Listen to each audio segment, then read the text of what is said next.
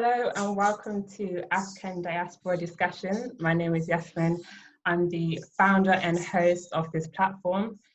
Today I am joined with three guests. On the top left corner, I'm joined with Martin. He's a second year PhD student studying computer science.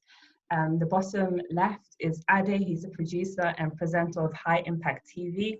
And Lagun, he's a political analyst specializing in West Africa and Nigeria. So welcome all. Thank you. Thank you. Thank you for having me. This is lovely. You're welcome. Yeah. Cool. So today, as you all know, we're discussing SARS. SARS has basically come up on the social medias of a lot of people in the diaspora, but for people in Nigeria, it's probably been a reality that they have been facing for many years. But it's only just now reaching, for example, Britain, and we're only finding out what it is. As of today or yesterday, we have found that Buhari has in fact dissolved SARS. But let's just take a recap and what is any of your understanding of what SARS is, and if you have any kind of foundation knowledge about them? Okay, to start, I would say SARS was implemented by the Nigerian government to combat robbery. Apparently, from the histories, it was started in the 1992 or thereabouts. And over time, these people have become technically robbers themselves, in that they don't tackle robbery as much as they're supposed to. They begin to harass citizens themselves. So this is what has led to the protest that's happening in today's situation. What kind of things are they doing? Like you're saying, like they're attacking, the people, Nigerian people. But what is it that they're actually doing that people have such an outcry for? Okay. They're always extorting people, like young individuals. If you're young and you are like getting it in the sense of you're driving a car, you're just existing as a young person in Nigeria, and they come across you, they pretty much try to extort you for huge sums of money. And this is what's really causing the problem right now, the whole protest and everything, because It's not fair at all. Oh no, of course not. Again, we had a conversation about this couple of days ago, and you said that they were the good guys once upon a time, like their intentions were to tackle robbery, but they kind of got a bit comfortable, and maybe political systems and social cultures of Nigeria has made them kind of a bit more taking advantage. Become a product of the environment. I mean, my understanding of the origin of SARS was like your colleague said, it was created as a stopgap. The rising indices of armed robbery and kidnappings and cultisms in the 90s was rampant. Sadly, Nigeria and security, they don't go hand in hand. Therefore, the actual remit of SARS is to, in essence, fight such banditry. And once again, like your colleague also said, they have turned into bandits. They were created as the good guys purely because, left to their own, armed robbers and, nefarious characters would run amok and continue to kill in their hundreds and thousands. Therefore, they were meant to be the buffer zone between criminals and actually hardened criminals and the average citizens. But one must say that the Nigerian system sadly tends to corrupt at every level. Therefore, what was once created as a help for the citizens have become the evils of them. Yes, it is true that if you dress a certain way, or if you look a certain way, or they will accuse you of being a Yahoo boys. No doubt for those who are not fully aware of who they are. Yahoo boys are the internet fraudster scammers who make loads of money, via scamming people abroad, and the money comes back to Nigeria, and they live an opulent lifestyle. They drive fast cars and they show off in nightclubs, and they're over exuberant at the end of the day. And the SARS in general, if you're a young man with a laptop, or if you're a young man who looks like he might be doing well, they will accuse you of being Yahoo. Therefore, it's got to the point where there is no differentiating between SARS and the mafia, really. Exactly. Yeah, I've heard a lot of people on social media say the exact same sentiment, that originally they are there to tackle a problem that, you know, is very apparent in Nigeria in regards to armed robbery and fraud, but it has kind of come to start stereotyping and having an unconscious bias on young people, especially the youth, and kind of treating them as in like, why do you have these good things? Like, surely if your hair is this type of certain way, or you're dressed a certain way, you are associated to, you know, as you said, the Yahoo boys. So, Ade, right now you're the only correspondent, if I say, who's over in Nigeria right now. Yes, indeed. What's the atmosphere like in Nigeria? Have you been to protests? What's happening there? So I haven't had the actually haven't had the opportunity to be at a protest as a result of work and some other things. But as a result of my job, you know, from you know, Thursday, Friday last week, we've been addressing this thing on my show.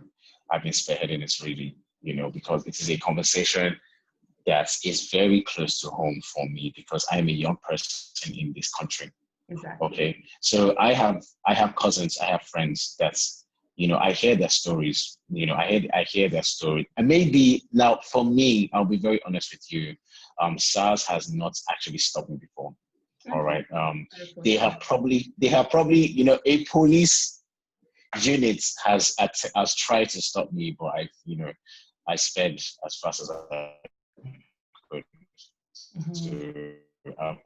Because, you know, it got to a point where they were actually cocking their gun at my car. So in Nigeria, I didn't really understand how the police system works or how the road systems work, etc. So the friend that was in, Martin actually probably knows it, maybe Bernard Okonji, he advised me to speed as quickly as possible. Exactly. So the atmosphere in this country at the moment is very tense. Mm-hmm. Just today, in a place in Lagos called Surulere, mm-hmm. The protests got really, really tense, and the police officers started shooting and firing their guns. People have been killed. Even a police officer is fired by another police officer. So the atmosphere is very tense. Emotions are rising gradually.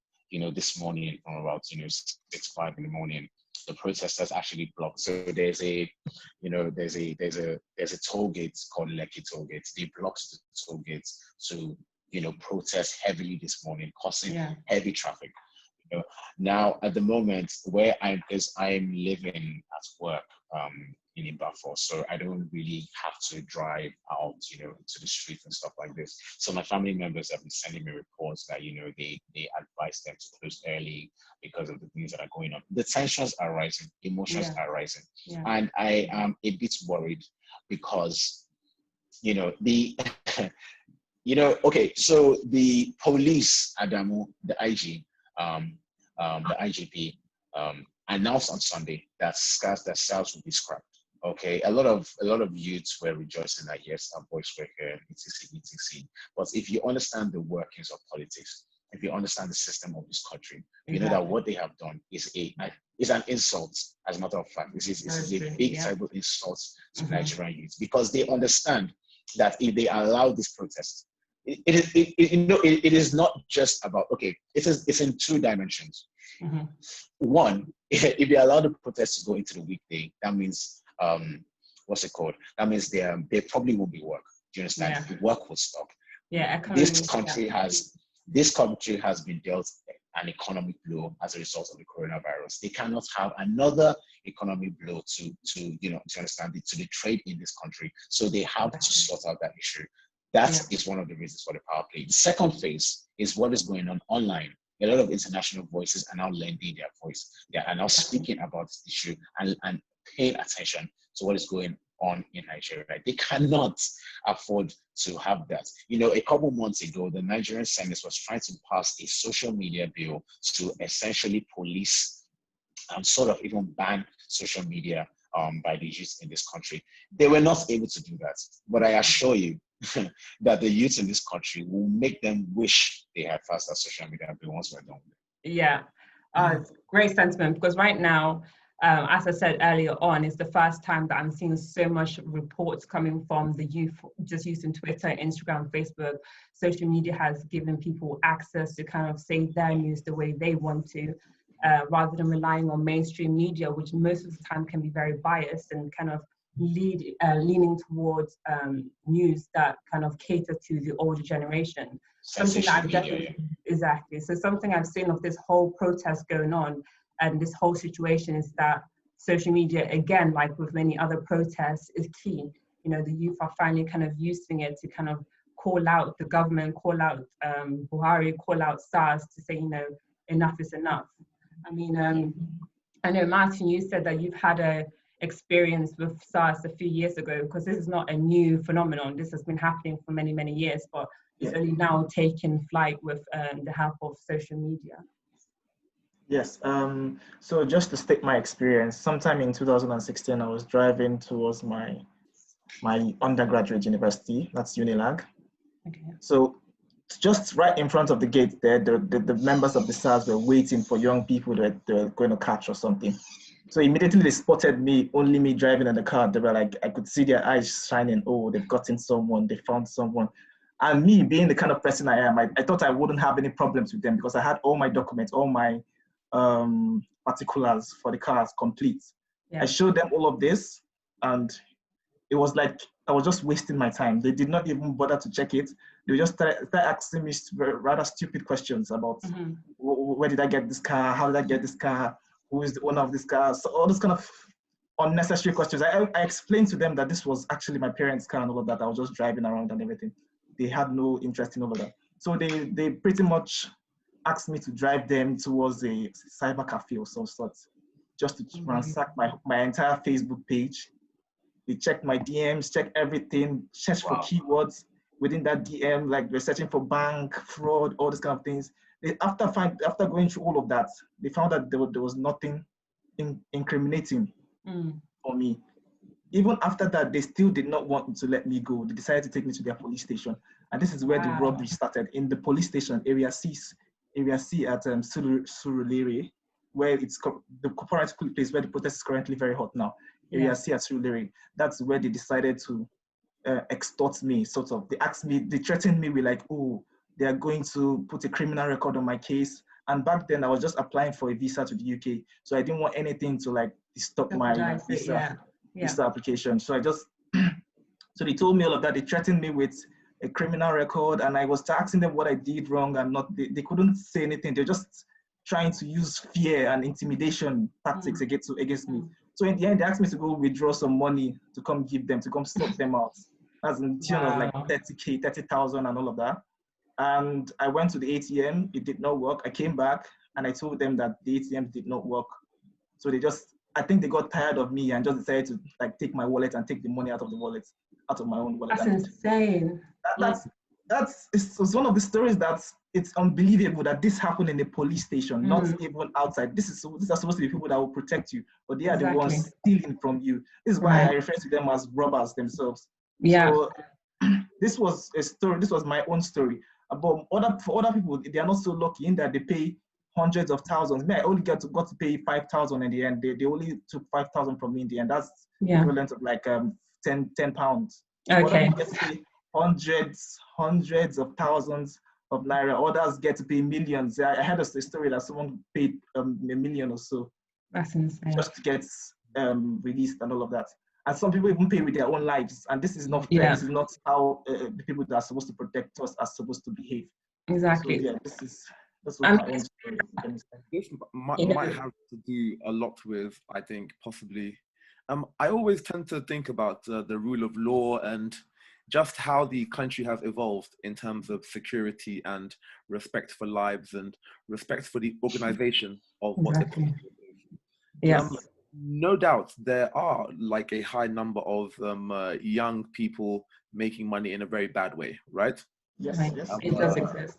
And I think that from my point of view, SARS have gotten happy, have got fat off the land by their consistent extortion of these young people. Yes. And it has emboldened them to widen their search and continue their bad behavior to average citizens, because it's very hard to differentiate between young people. And imagine if you're drunk off power and drunk off the money you've already received from elsewhere and whatnot, and you want to continue getting more money. Therefore, everyone in your eyes becomes blurred. And that one's a victim, that one's a crook, that one's a so and so. Purely because you've tasted, the fruits of corrupt and illicit money. Yes. Long ago, it should have been nipped in the bud. It begs the question about chain of command. Because if they've actually been allowed to behave this way for this amount of years, okay, it means that from the top to the bottom, they've been given, in a way, a green light by those, the fourth commander or the ones ahead of them. They cannot say they were not aware of what officers have been doing for so long. Maybe they're even involved in such behaviors, So whether SARS is dissolved or not dissolved, it's a systemic and endemic issue, it seems like to me personally. Yes. Right. No, I completely agree. I think one of you mentioned Can I that. just point something out? Oh, go ahead, Ade. All right, it's very interesting that the SARS is an anti-robbery squad unit. It is a police unit that has been put in place to tackle anti-robbery. All right, I'll give you another unit that is in the police unit. It's called the Special Fraud Unit. The Special Fraud Unit, all right? And now we have another organization in Nigeria that deals with EFCC, all right? They deal with financial crimes. It is very interesting to me that an anti-robbery squad is a person or are the people it seems to have... who search through your phones. Okay. Seems to have a bit of a connection issue. Let's see if his camera will connect. Looking for fraud crimes. It's very interesting to me. All right, Right, Ade, your connection cut out a little bit. So if you can try again, just to summarize what you just said. Okay, all right. Can you hear me though? Can you hear me? I can hear you now, yeah. Right? Okay, all right. So I was saying, the SARS is actually an anti-robbery squad unit. Another police unit in the police force is a special fraud unit. Another unit that has been placed, another organization rather that was in place in Nigeria is called EFCC. Special fraud units and EFCC, they essentially tackle financial crimes. It is very interesting to me that SARS and anti-robbery squad units are the people who are on the streets doing the stop and search, going to people's phones, going to people's private data, looking for a reason. I was always worried when I got back to Nigeria because obviously I have friends in diaspora. I have white friends I still talk to. I have, friends from different races in the UK and in the US that I still speak to. And there is no way, there's nothing I want to say to a SARS official that sees my conversation with a white person there is nothing you want to tell them. As far as they're concerned, that is a client. In terms of the G-boy language for somebody who they are robbing is essentially a client. To them, that is a client. For me, right, the problem with policing in this country is a high lack of creative intelligence. They don't. It's one of two things. They know what to do and they're not doing it because, as Lagun as rightfully pointed out, they are getting fat off the land. There be cases of G-boys or Yahoo boys in this country that pay dues to police forces to ensure their safety and ensure that they are not disturbed by anybody. So what are we really saying? What are we really saying? The second of two possibilities is that they really don't know how to actually catch these financial criminals. They don't. You don't tackle cyber crime with physical, with physical tools, with stop and search. That is very that is quite unintelligent. It shows a high lack of creativity. You tackle cyber crimes with cyber tools. It is a cyber. Do you understand? It's essentially the platform is a cyber warfare. So what is going on in Nigeria is it goes into the bribe culture of the police units in this country. The country alone is not even for citizens. You know, earlier in the week on the tackling poor people just to serve rich people. Here's Nigeria. These police officers are not being fed enough. They are not being paid enough. That is not an excuse. You know, I'm not making an excuse for police brutality, but that is the reality of this country. They are doing what they can because they feel like taking lives and and essentially this intimidation and fear tactics is what will put food on their table, which is complete, nonsense to me. So that's really interesting. So it seems like with any other type of corruption in Africa or even the world, it comes from a lack of resources, funds, a lack of pay, sometimes when they're holding the pay for people, and that's where corruption comes from. So Lagun, would you say that a lack of pay and a lack of just having training of the police or the Sars is kind of what is making them a little bit? I would say that, I mean, I always discuss it, and it does pain me quite a lot, but the systemic degradation and the level of the broken level of the Nigerian security system is terrible. Yeah. If you look at the police headquarters, if you look at the police training camps, if you look at the policing where they where they go to sleep at night for training, corruption has eaten so deep into the fabric that the whole system, the carpet itself, is stained. Right. Therefore, I bet there hasn't even been a police review salary since the late 1990s. Their salary is, in essence, the money they make from robbery. Right. The money they make from stopping cars, the money they make, that is their real salary. What Nigerian government gives them is what they go and buy meat and drink goudas with. The real money that they make and to feed their family and to live normal lives is the money that they rob from Nigerian citizens. Unless you actually figure out a way how to give them the appropriate training, provide them with the appropriate welfare, and give them the right amount of stipends and actual salary, okay, but this problem will continue. Yeah. You cannot expect people who are paid 25,000, 30,000 naira a month, or possibly even less, to give their best on the job and to put their lives on the line. It is not possible. Exactly. But the environment is a very tough one. To be a Nigerian policeman or to be a Sars official, it is not me making excuses for them. It is telling the reality of the situation.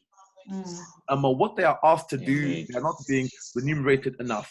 Therefore, have taken to negative and nefarious behaviors just to make ends meet.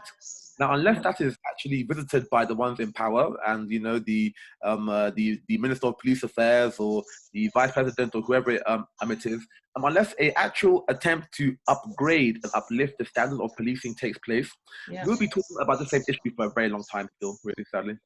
No, I definitely believe so. Yeah. Just to, I totally agree with all what you've said, and just to put some numbers on it, I just saw a stat that showed that the Nigerian police force, like a recruit from the Nigerian police, as the minimum level in the Nigerian police, they get like 9,000 naira a month. That's in total. Wow. That's in pounds. That's 20 pounds a month. No wonder. So yes, you're actually absolutely right that this is why. This is not an excuse, though. This is not an excuse for what to do, but nevertheless, you are absolutely right that this is what causes, this contributes to the situation we are right now. So you're basically saying that reformation of the police system in Nigeria is not plausible unless there's a review of finances. In my mind, it should have been done a very, very long time ago. Whenever I'm in Nigeria, I even get concerned about the look of the policemen. One is exactly pot-bellied or looking somehow, or the other one is looking skinny as if he might die. They have picked the worst of the worst to guard the population. Common sense says increase it to 30,000. You can get I wouldn't say graduates can come, But young people who care for Nigeria, maybe NYSC people, X, Y, and Z, and change it and actually make it the police is your friend at the end of the day. There are young people who actually have the ability to learn modern policing techniques. Okay. These are the ones who actually can do the real crime fighting has gone past stopping cars and knocking the top of it with your AK-47. This is 2020. There needs to be an actual revisiting of the structure of police, possibly entice a new brand of recruits. Not the drunk who wants money quickly, but not the one who'll be pointing, oh, look at your hairstyle, look at your jeans. That is none of your concern, a person's dressing hairstyle, really. Your concern is stemming the tide of robberies, killings, cultisms, and kidnapping. That is your job, to be honest, But then again, I don't want to blow too much hot air because, it is not only policing, many sectors of that country. Exactly what I wanted to say. Many sectors of SARS is just one movement, one tentacle of the numerous tentacles that actually affect Nigeria at this current time. There is the educational sector that's equally as bad, but I think in the next few months or years or thereabouts, we're going to hear big protests regards all these sectors, like the educational sector, the medical sector, because they are all, again, it ties to the same point of low pay. They are all incompetent or something like that. That should be a good word for it. They are all incompetent in that sense that they do not provide the services they are designated to provide. They just try to extort money from different individuals that come to them for help for the services they require. Sure. I'm just going to pick up on the point that you just made, talking about you and Lagun and Martin said that it's many sectors within Nigeria that has to be kind of looked at. Ade, as you work in the media, broadcasting, and I believe it's High Impact TV, is kind of like a young kind of TV, kind of young presenters.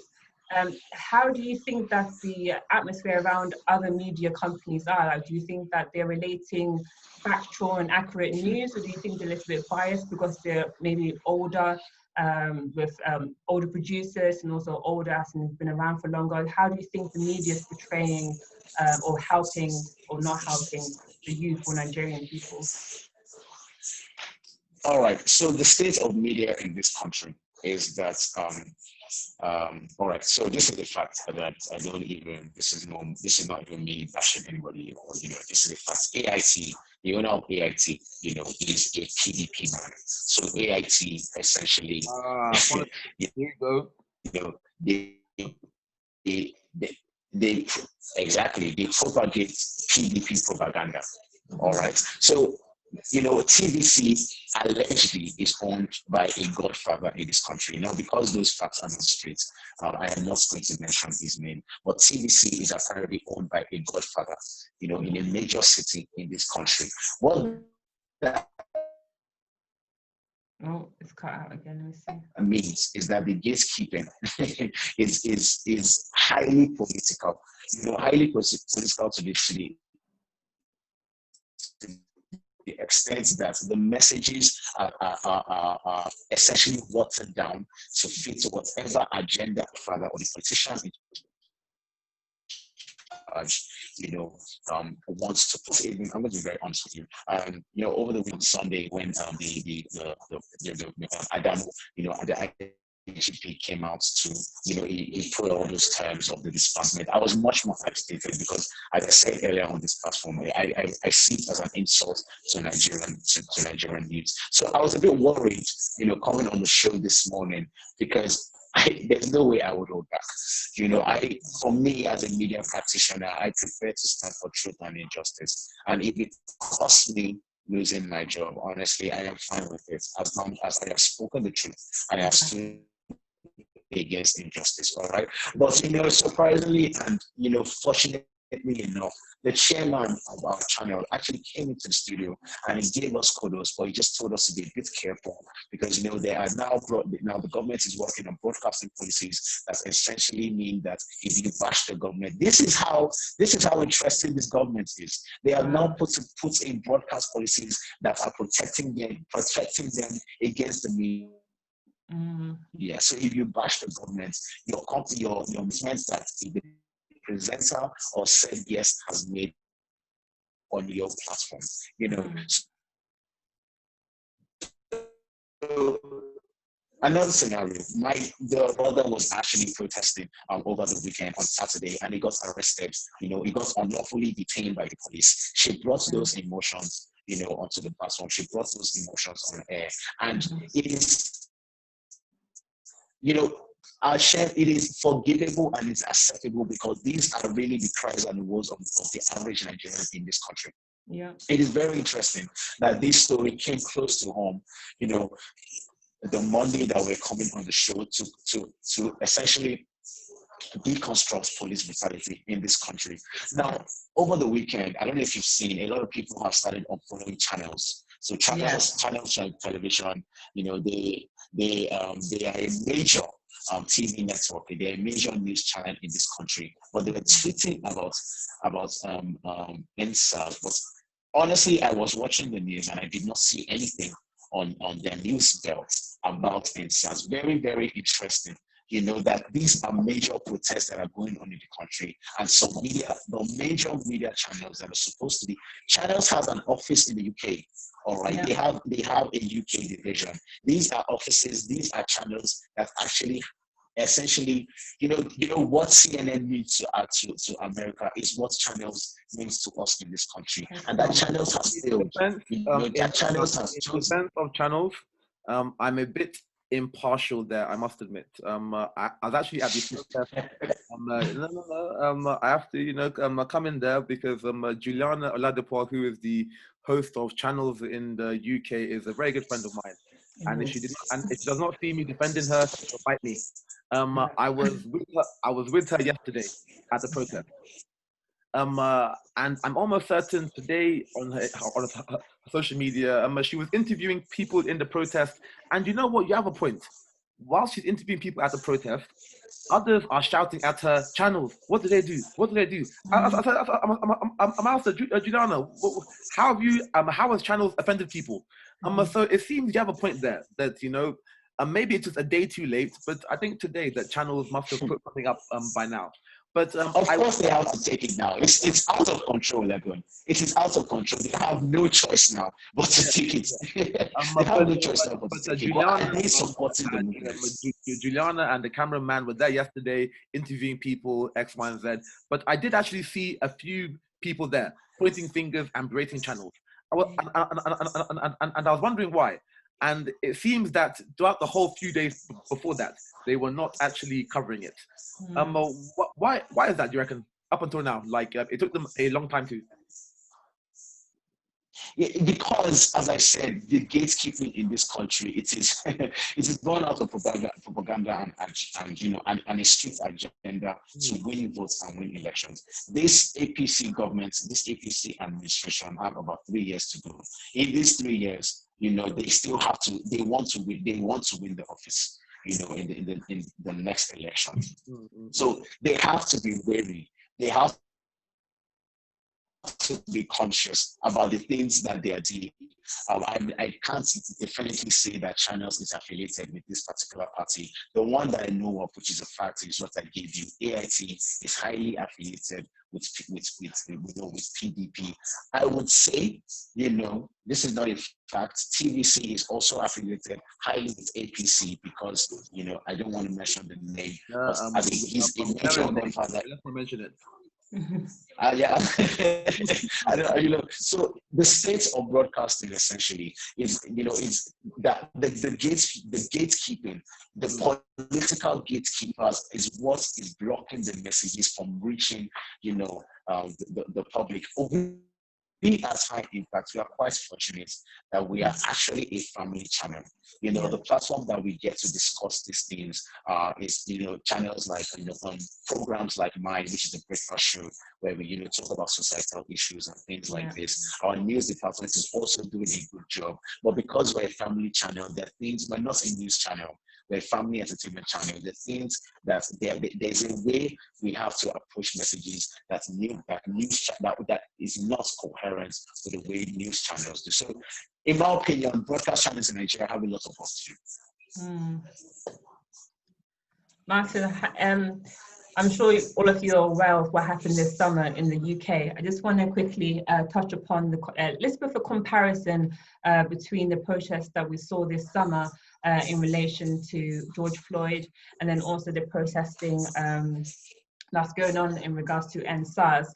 Of course, the protesting that was happening in the West was mainly to do with, it was racialized, it's to do with racism, it's to do with stereotype, institutional and systemic racism, rather than like something that's civil within a country. It's not necessarily, even though it's visual in regards to youth, but it's not visual in regards to race. How do you think that the way that the world has kind of reacted or responded to what's happening in South compares to, for example, what it did in the summer? Do you think there's a difference when there's trouble in Nigeria, for example, in comparison to when something's happening in the West, in America, in regards to that? Yes, I do definitely think so, because the responses are kind of different. For example, during the George Floyd protest, there was global coverage of that. But anytime there's anything happening in Nigeria, this is not only about protest. I mean, some time ago, I think it was in 2017, there was a flood in Houston, Texas, and there was equally another flood in Benue State, Nigeria. But it was only the Houston, Texas flooding that was on the news 24/7. Even in Nigeria, I mean, back then I went to a Nigerian church in London. Yeah, I was at a Nigerian church in London, and they only prayed for the people in Houston. They completely ignored the people in Benue State, Nigeria. This is a Nigerian church, not even an American church or something. This is a Nigerian church. So I don't understand why there's this discrepancy between disasters or events that happen in different places. And also, in regards to the George Floyd situation, I have a couple of friends that were also active about the whole George Floyd thing. And anytime I send them about this whole NSAS thing, they just seem to ignore it, or they don't respond with so much vigor as I would expect them to. So it gets me thinking, is it that Black lives don't matter? It's only when there's a racial component that Black lives matter? Or I don't understand it. I really don't. I try to figure it out myself, but I don't understand it myself. Again, any comments? Do you think there's a difference? Why there's less media outcry? I mean, yeah, like we discussed yesterday briefly. My opinion on that one is that yes, Nigeria is important, and yes, police brutality in the state of Nigeria is important, but Nigeria still remains a country out of many, really. I don't expect the whole world to get behind it, because it is a domestic issue. If we all, reacted to every country's domestic issue, we have no time to work and eat, really. Therefore, I'm not looking for sympathy from America or to be retweeted by Adele or whoever wants to retweet. That's not my concern there. My concern is, the Nigerian people, to focus on Nigerian matters. And yes, we need allies, but it is not going to beg for allies at the end of the day. Yes, support is good, and if you want to lend support, fair enough. But I would prefer for the Nigerian people and Nigerians in the diaspora and allies of Nigeria to focus on that. Sure. One thing that I'm actually quite pleased about is that I always thought that apathy was quite pervasive in the Nigerian culture. But the ability to shout and protest seems to have died a long time ago. I think, the years of military rule, plus years of democratic, democratic governance, and the inability of people to actually feel democracy, has killed a lot of the spirit in Nigeria.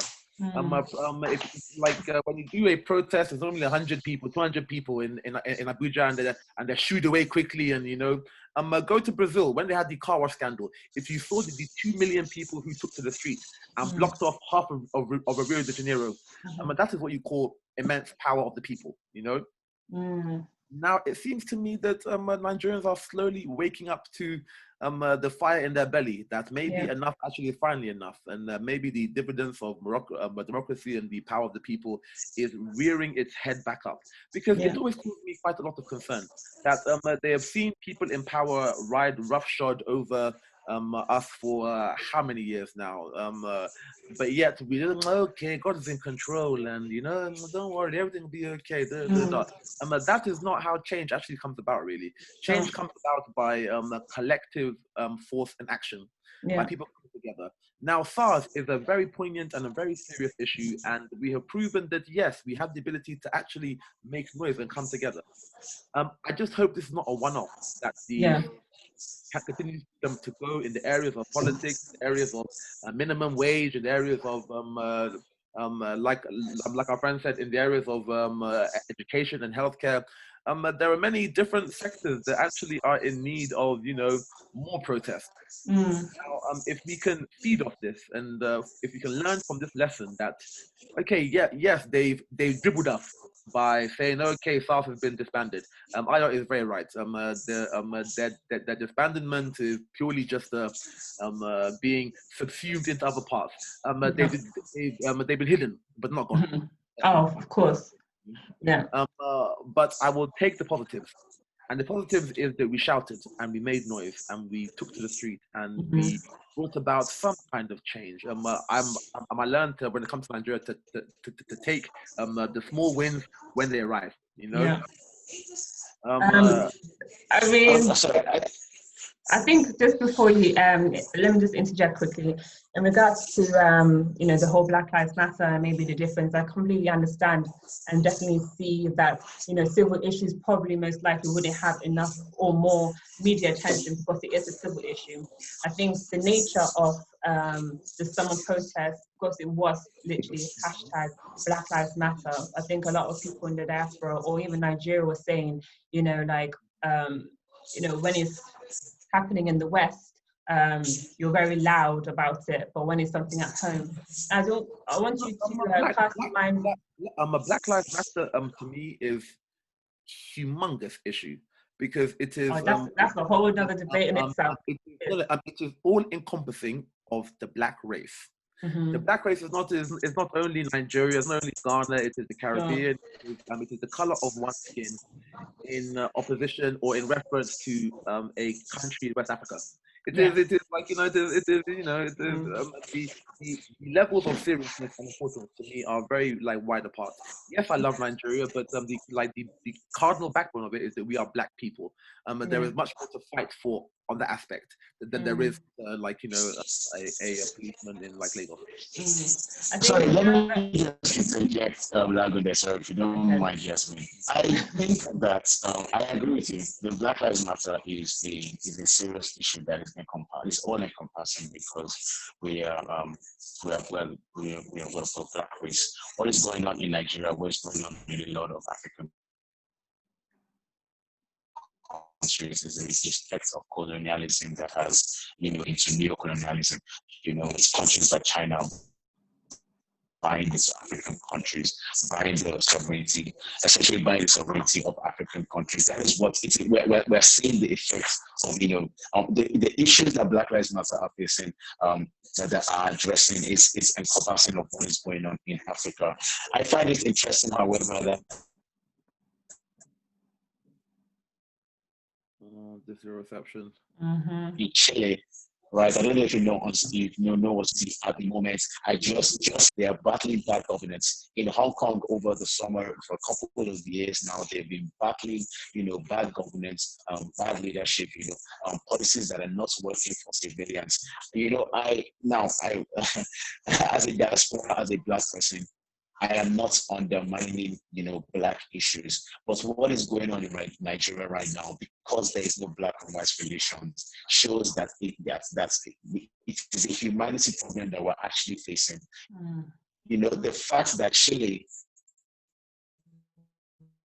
is the same time as Nigeria is, at the same time that America is, shows that there is a problem with authority in the world at the moment, and youth across the world are waking up to these issues and are saying enough is enough.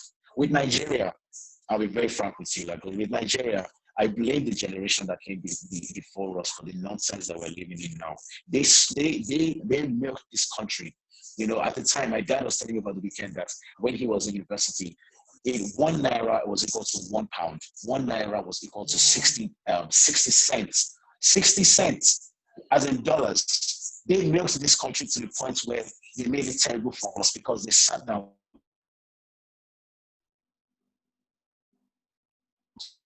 to take nonsense.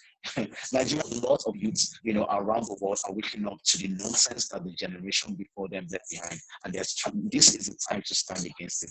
With Black Lives Matter, I can't really say that because, we have, the most powerful Martin Luther King, the heroes in Black movement that actually stood against, racism and discrimination in society. But I guess, where I'm just cutting in what you're saying is I just feel like, for me, at the moment I'm trying to organize, a sort of like something like this for, activists around the world that are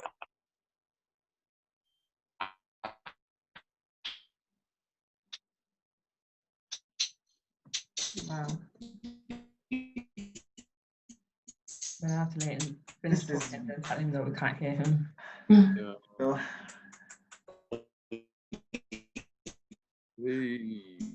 this is one of the problems we have in Nigeria too. Yeah. Right, that's what I'm saying. Very ironic. Police brutality, because this issue seems to be a problem with governors around the world. Mm-hmm.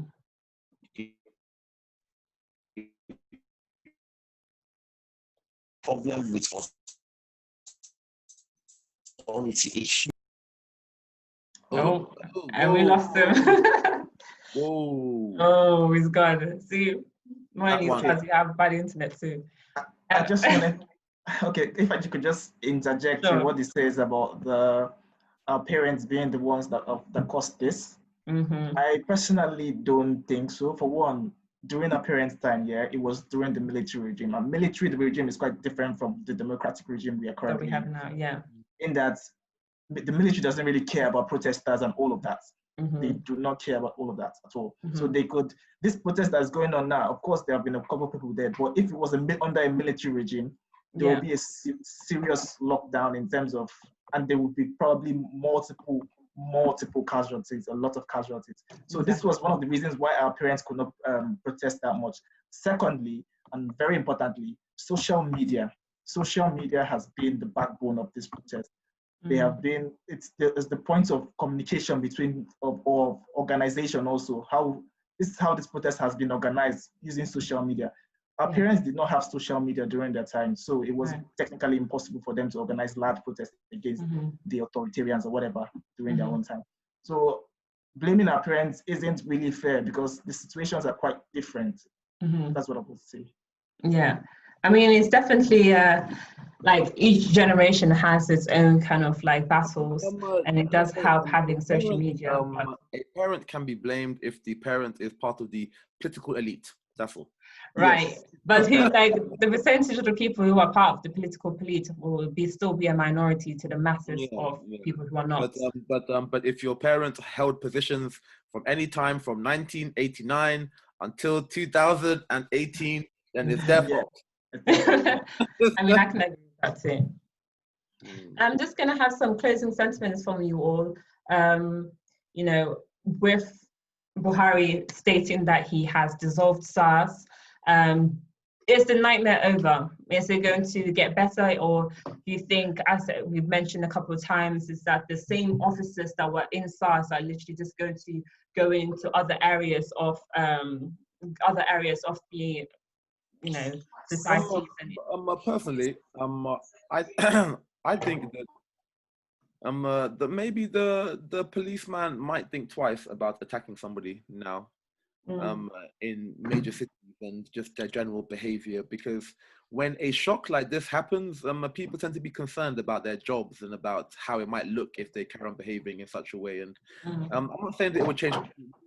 Far from it. A change starts at the top. So unless they actually rejig the system of policing, like we discussed earlier in this program, then nothing would change entirely or holistically. But at the same time, change in many ways begins with your mind, you know. Yeah. And the policeman or might actually think twice before stopping somebody or extorting somebody or accusing somebody because of their hairstyle or because of how they dress. And I think that's a very good start, you know. Yeah. But sadly, the Buhari government, if I call a spade, is not one for miraculous changes. Exactly. They are not, you know, they are, it is the blind leading the blind. Therefore, we cannot actually hope for anything more than just, you know, smoke and mirrors. Bit of truth. Okay. And Martin, how about you? Yeah, for me, I don't think the whole dissolution is actually, because this is not the first time. This is not the first time they're dissolving it. I think this is the 4th time in 3 years they're actually dissolving the whole SARS thing. So this could actually just be a smokescreen to prevent people from coming out to protest. So this is why I actually do, and I'm actually in support of the End SARS movement. Secondly, you mentioned something about police thinking twice. I believe that that's just a temporary thing. After a while, they're going to go back to the whole harassing people and all of that. This is Nigeria we're talking about here. For coming out. Come on, we're talking about Nigeria. This is what they do. Exactly. Yeah. Ade, we're having closing thoughts about SARS. Do you think that now that Buhari has dissolved, what do you think happens next? I hope you can hear this. I just got a message on my work group that nobody should come to work tomorrow. As I told you, I am in a park. I'm living at work at the moment. So those who are living at work are the ones who will be going to work. So they just sent an emergency message while this meeting was going on. Nobody should come to work tomorrow because the protests are now heated. I hope my message. This sends a clear message to what is going on in Nigeria at the moment.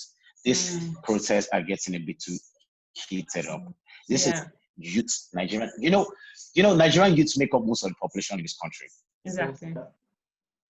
In case you didn't know, they make up a majority part of the population in this country. So if the Nigerian youth decide to stand up, this country will shake up, whether I like it or not. Exactly. Now the Nigerian youth are standing up, and this is the result that we're seeing. This now, earlier in the week, last week, I was talking to someone about the difference between Bring Back Our Girls movement and this.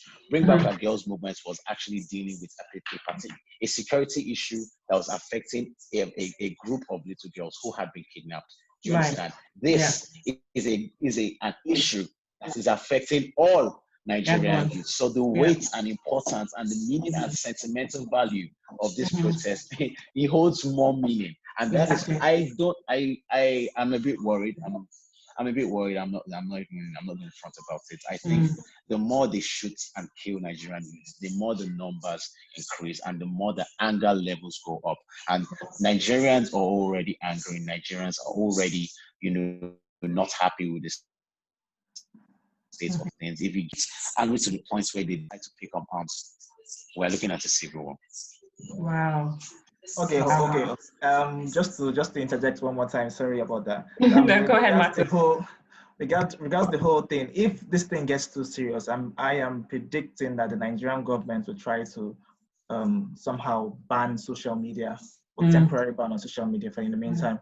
And this could actually have the effect of slowing down the whole movement and preventing more people from coming out. Of course. Yeah, because right now we can really only rely on social media to get some sort of factual news on the streets. I mean, what Ade had just said is kind of, it's the reality of social media that we have a lot of people celebrating, dancing on the streets, kind of saying that they've won, they succeeded. But as it seems, the truth is that you guys in Nigeria still have a long way to go. And it's definitely not over. I mean, like, hopefully the energy and the noise surrounding End SARS continues, but as it's been around a long time, I'm sure it's going to be here for a long time, even if the group is officially dissolved. I mean, it's the same officers going to be on the street. You're going to have to find a way to get money somehow. Yes, indeed. Yes, definitely. That's true. Thank you so much for joining me for the No, first thank episode you of for having African us. Diaspora Discussions. Thank you for having us. Yeah, I It had was really an enjoyed the honor. conversation. Yeah, I really I enjoyed definitely did. Thank you for having me. Oh, you're very welcome. If you want to shout out your social media handles so people can find you, follow you, maybe get some more ideas from you, Martin. Yes. My handle on Instagram is @Komehz, KOMEHZ, and I have no Twitter, so that's all I have. Okay. And Lagun, yourself? Yeah, mine is Twitter at L_Akinloye, AKINLOYE. That's me there. Perfect. Thank you. And Ade, your social media? Across all social media, ADEOFESIE, Ade of Asia, ESIE. Perfect. I'll have all your details underneath the post. Once again, thank you so much for joining me. Ade, be careful. Don't go to work, as the text says. And I'll hope to... Yeah. Okay. Be safe, my friend. Please be safe. Oh, yeah, definitely. Thank you. Thank you. Thank you very much. Take care, Bye. everyone. Yeah, thank you too. Bye. Good night.